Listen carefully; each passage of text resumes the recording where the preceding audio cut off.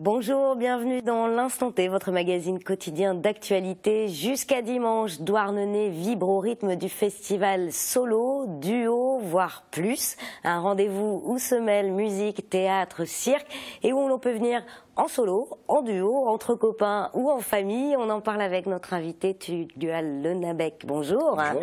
Alors vous êtes coordinateur à la maison solidaire du quartier de Carmarron à Douarnenez.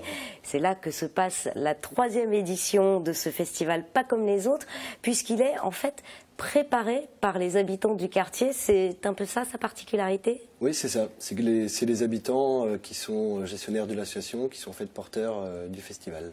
Donc qui ont tout organisé Qui organisent tout, de l'accueil du public, l'accueil des artistes, des techniciens, l'organisation, la communication, l'ensemble de ce qu'il faut pour organiser ce festival. Eh ben, on détaille tout cela dans un instant, mais avant, le point sur l'actualité de ce jeudi 29 octobre dans le Finistère. Après Boulogne la semaine dernière et avant Marseille la semaine prochaine, Alain Vidaliès était à Brest ce jeudi. Le secrétaire d'État chargé de la mer était accompagné du commissaire européen aux affaires maritimes. Ils ont visité au pas de course le salon Safer Seas, le chantier naval d'Amène, la nouvelle criée de Brest et l'agence des aires marines protégées. La délégation a aussi rencontré des professionnels de la pêche bretonne. Alors, pas d'annonce aujourd'hui au programme. Néanmoins, en dépit d'un temps d'échange limité avec ses interlocuteurs, Alain Vidaliès a trouvé ces rencontres très constructives. C'était son mot du jour, comme il l'explique au micro de Pauline Ferco. Les annonces, elles ont été faites la semaine dernière au CIMER et elles étaient extrêmement importantes. Vous avez pu les relever, notamment ce que le Premier ministre a dit sur le renouvellement de la flotte et d'une mesure d'encouragement sur le plan fiscal qui permettra enfin de répondre à cette question qui est la plus importante aujourd'hui. Comment avoir un schéma financier qui permette le renouvellement des bateaux. Donc c'est très important que le commissaire les rencontre, j'ai envie de dire quasi physiquement, pour parler avec eux, et je crois que c'est très constructif. Alors que l'hiver approche, c'est le moment de faire vérifier les installations de chauffage pour éviter les fuites de monoxyde de carbone.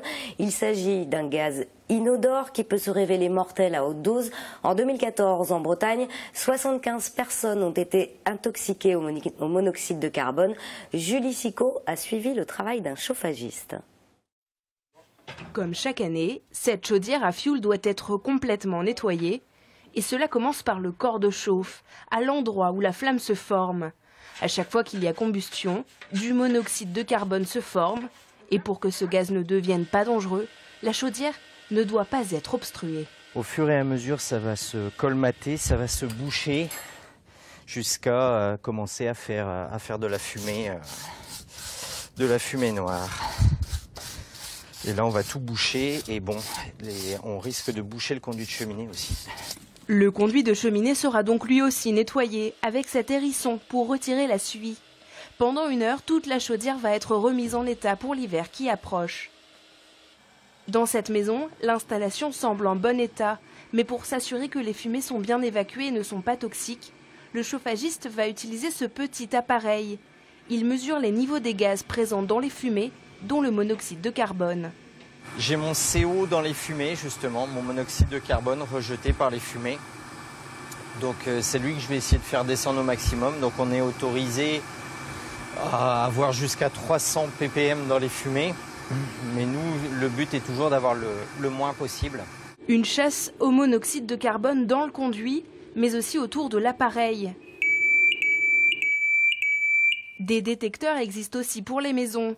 Assez semblables aux détecteurs de fumée, ils ne sont pas obligatoires et sont encore peu connus par le public. Je pensais que détecteur de fumée c'était suffisant, quoi. Si l'armonnage est bien fait et que les gaz s'évacuent bien, il n'y a pas de souci. Mais bon, apparemment, ça peut poser problème, donc ça peut être bien d'être prévenu, quoi. Maux de tête, fatigue ou nausées sont les symptômes d'une intoxication. Le monoxyde de carbone est inodore, pourtant toxique, parfois mortel. Une bonne aération des pièces où se trouvent les chaudières et un bon entretien sont donc nécessaires pour éviter le pire et profiter, en toute sécurité, de la chaleur de l'hiver. C'est la saison du chrysanthème, bien souvent cantonné au fleurissement des cimetières. Cette plante a pourtant une riche histoire à travers le temps et à travers le monde. Durant ses vacances de la Toussaint, l'ancienne abbaye de Landévennec met en lumière cette fleur colorée. Reportage Aurore Bayou. En cette période de Toussaint, le chrysanthème est à l'honneur. Une fleur de saison qui orne également les ruines de l'ancienne abbaye de Landévennec. Jusqu'au 1er novembre, la seconde édition du jardin éphémère d'automne redonne vie au monument. Le chrysanthème, habituellement réservé au cimetière, se redécouvre sous un nouveau visage. Le but, c'est d'abord de rappeler que le chrysanthème, c'est pas une fleur triste, c'est aussi de donner une occasion aux visiteurs de profiter des ruines d'une autre manière, avec un autre regard sur les ruines, parce que c'est un milieu un peu minéral, c'est une manière de lui donner des couleurs, de lui donner de la vie. Et en fait, on a fini par l'associer un peu par hasard au cimetière, justement à cause de la Première Guerre mondiale et de la célébration de l'armistice le 11 novembre. C'est l'une des seules plantes qui soit encore en fleurs à cette période-là, et c'est pour ça qu'on a associé le chrysanthème au cimetière, mais c'est pas le cas partout et ça n'a pas toujours été le cas. La fleur d'or, comme on la surnomme en France, bien souvent associée à la mémoire des disparus, inspire pourtant la joie dans les autres jardins du monde. Au Japon, c'était un symbole, un emblème national, donc ça a été le symbole de l'empereur du Japon. Ensuite, la signification de la plante, elle n'a pas eu la même destinée partout en Europe. Par exemple, on ne va pas avoir la même approche du chrysanthème en Allemagne, où ça va être davantage une plante d'ornementation, une belle plante, qu'en France, où c'est vraiment tout à fait associé au cimetière. C'est typique de la France d'associer le chrysanthème au cimetière.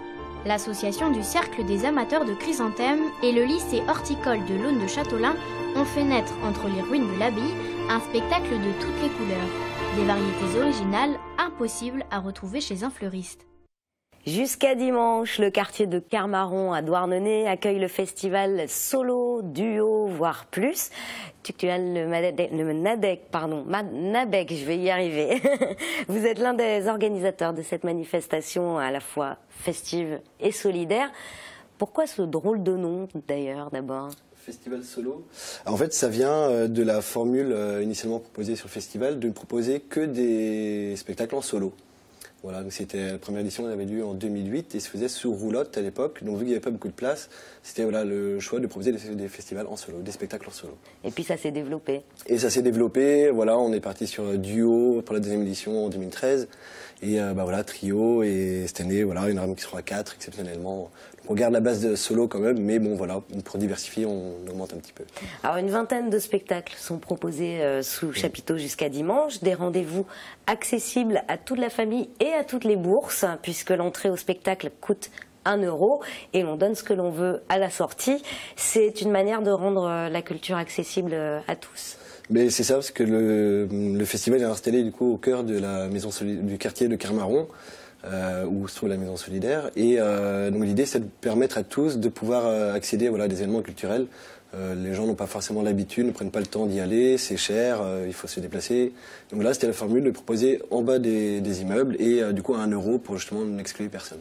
Et ça fonctionne bien ? Et ça fonctionne bien, oui. Ça fonctionne bien, aussi bien avec les enfants, les parents, les familles. Les gens sortent.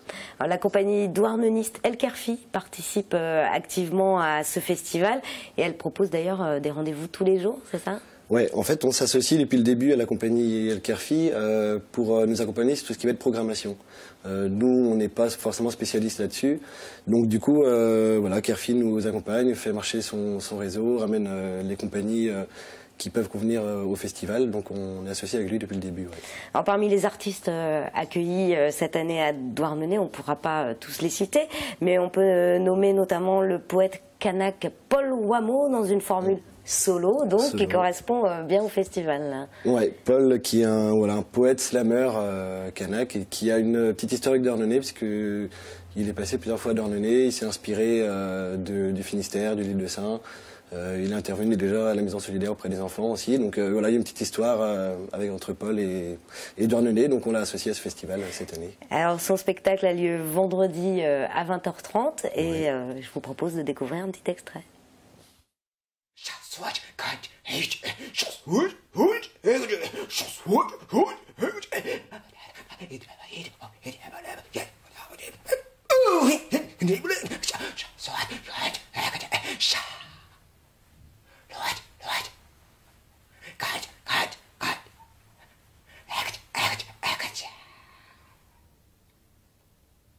Depuis lunes abandonnées et naissances à remourir.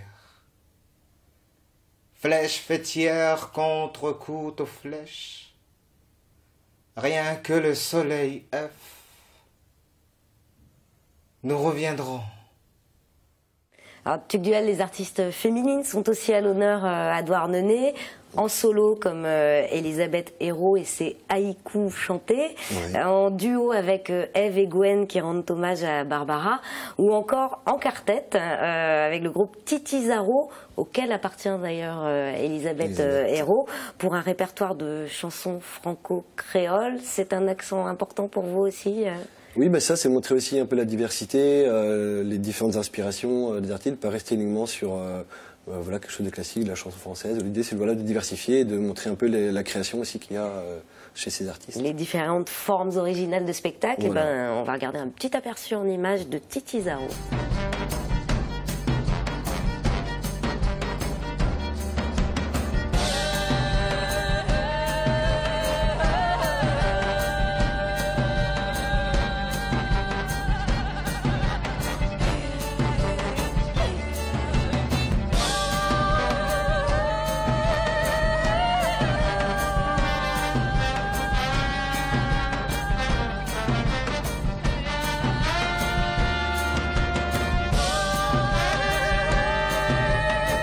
C'était donc Titizaro, ça se passe samedi, ça se passe le spectacle. samedi, ouais, 21h30. Alors, et puis pour rendre ce rendez-vous encore plus convivial, chaque soir, on peut se régaler de soupe fraîche préparée avec la complicité des maraîchers du coin. Expliquez-nous, Tugdual. Ouais, donc c'est là, vu qu'on est là en période de Toussaint, d'hiver, il fait froid.